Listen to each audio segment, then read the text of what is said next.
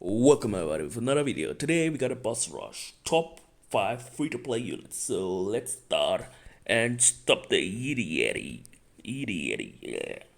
Okay, we got Spectra. Spectra, look at this runes, the runes look bad. Yep, so if my Spectra looks bad, your Spectra could be wonderful. Let's look at the skills. The first skill does damage according to the spec speed. Second skill, do damage proportion enemies max HP. And we all know all these bosses, most of them have quite a lot of HP.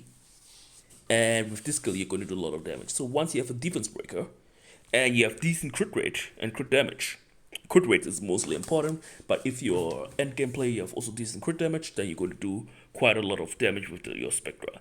Third skill, speed break and attack power break, also very important to sustain, like give the boss less turns and let the boss do less damage. So Spectre give 5th place on the free to play units. Of course, there's not free to play better units, but if you don't or you're just starting in the game, Spectre is nothing a unit that you can go wrong because he's very good in many areas, even outside of boss rush. Okay, so now coming to the 4th place position. Do we have him in storage or not? Oh, let's take a look. Oh, he's actually in storage. Who would have thought? But he's not deruned, just in storage because I can put every monster of mine into, not in the storage, onto the main field. So we got Jultan. He's in the 4th place. He's also very good. So first of all, defense break every turn. So because of his passive. So normally he won't do defense break, but because of his passive, inflicts 12% of your max HP to your opponent when you critical hit. So if your Jotun has quite a lot of HP, it's alright. And when the opponent crits on you, 20% of your max HP damage as a counter. It's like a counter attack, but as a reflect damage, whatever you want to call it. Okay. And whenever you attack, you defense break your opponent for 1 turn, sadly only 1 turn, but also continuous damage for 1 turn. With the second skill, you can also additional stun your opponent. Yep, with 40% chance. The damage proportion to your max HP. And this one you can disturb HP, also very good. Already doing so many things that disturb HP can help you against certain bosses to block their for 2 turns to heal themselves. So some bosses do that, like the Punisher. Yeah, the Punisher does that. Or was no the Steel Fortress.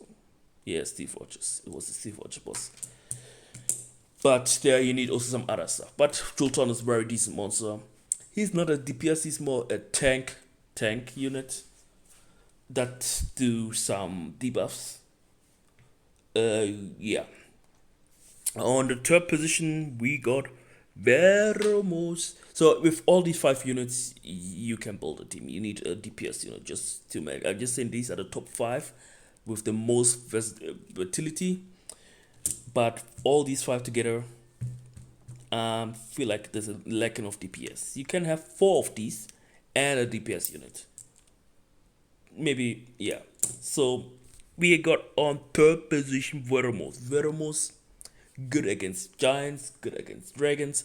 The top 5 is according to boss rush, except if there is the lich. If there's a lich, then my list does not make sense. The list is because all of these units on the list, except for 1 unit, are single target hit. Like they don't do multi hit. So those were bad if the lich is in the boss rush rotation. Now coming to Veromos, he does dots with his skill 1, does damage according to your max to your speed. Max speed. Second skill also very good. You put your enemy, you stun your enemy, but if you can't stun them, you push their attack bar back by 50%. This is a 100% chance. That's very good because boss can't be stunned, so you push the attack bar back. And the 3rd skill, the passive, you remove harmful effects and if remove harmful effects on all allies and yourself, and recovers them for each harmful effect removed by 5%. In addition, you get 15% attack bar for each remaining, not to cleanse, the remaining harmful effects. So if there are more remaining, he's going to get a turn and cleanse again, a turn and cleanse again. And then when there are fewer less left, then he's not going to get a turn, but he's going to still get some attack bar. So my Vermos is on violent. For boss rush, I advise to go more the other stats for your supportive units, because with the Kotos, Leos, all these bosses where the speed do not matter, even attack speed slow does not matter, where it's only about the turns, violent runes are going to punish you unless they are on your DPS units. So for supportive units, for CC units, whatever tanky units, I don't advise violent runes. I only advise violent runes for the boss rush. I haven't optimized that, but if you want to succeed better in the boss rush, give your DPS units the violent runes and the others have swift or whatever.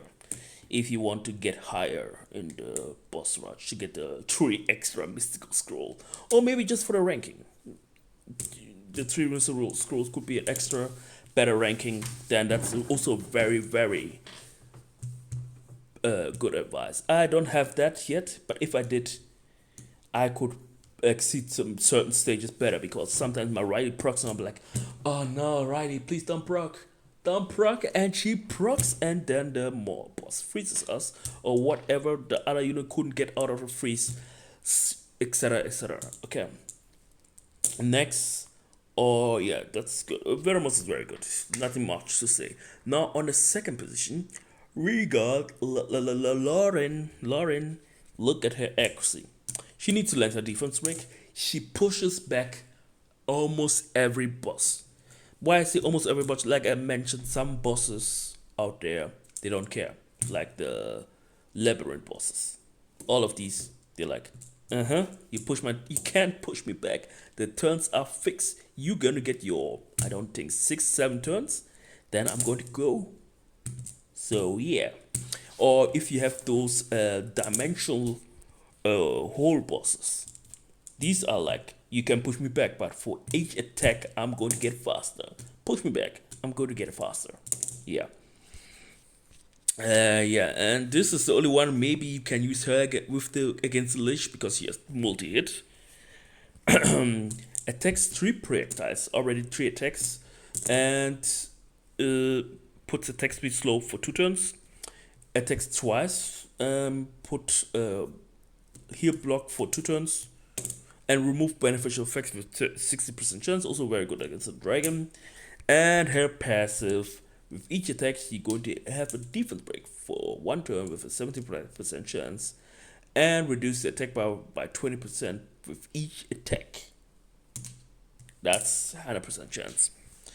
So she is very, very good on pushing back. But this is a unit that, in general, violent is good.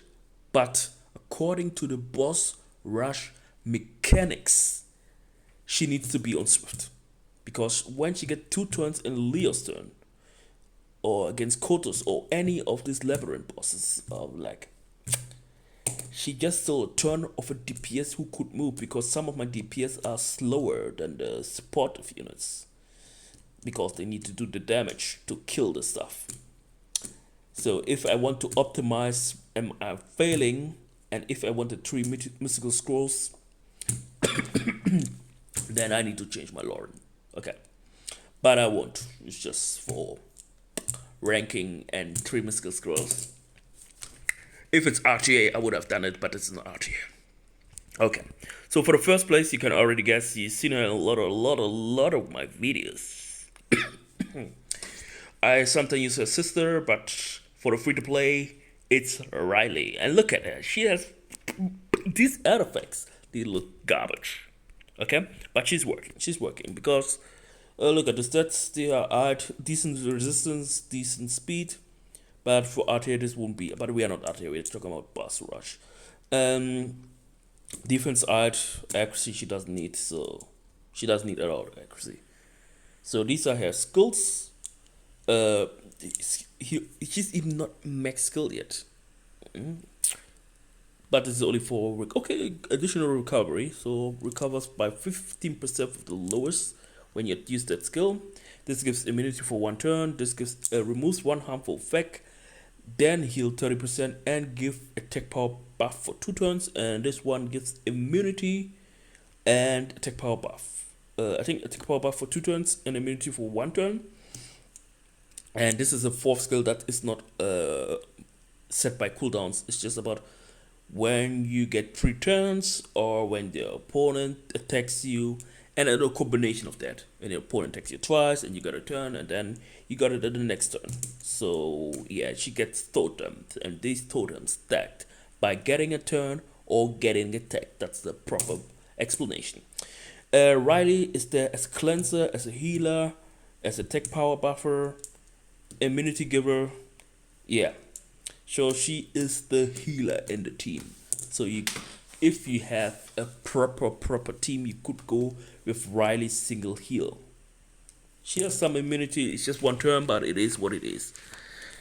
As well, for the healer Riley, I know you want to go multiple turns, but for the boss rush concept, Riley needs to be on Swift, not Despair.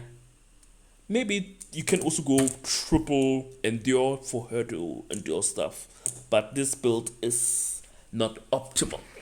Just saying. Anyway, this is going to be it with my video. If you have any questions about how to beat the boss rush, get to certain stages, comment down below. I have time to. Oh wait, maybe, I don't have. I will answer your questions. I'm just busy. Okay, that's why I was like, yeah. Anyway, that's gonna be the video. Thanks for watching, and see you next time.